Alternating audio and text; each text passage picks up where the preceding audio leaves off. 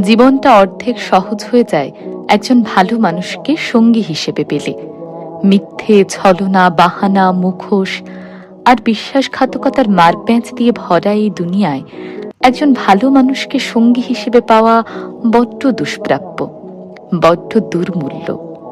চার দেওয়ালের ভেতরের লাল নীল সংসারটা যার তার সাথে টিকিয়ে রাখা যায় না, জানেন? জীবনটা তছনছ হয়ে যায়।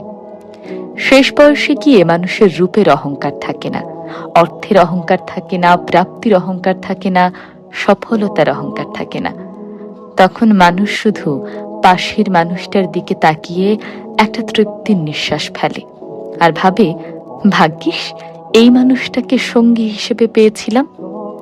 আমি মনে করি মানুষ যতটা অন্যান্য সফলতাকে, প্রাপ্তিকে উদযাপন করে, তার থেকে অনেক বেশি উদযাপনের হলো একজন সঠিক মানুষকে সঙ্গী হিসেবে পাওয়ার বিষয়টা।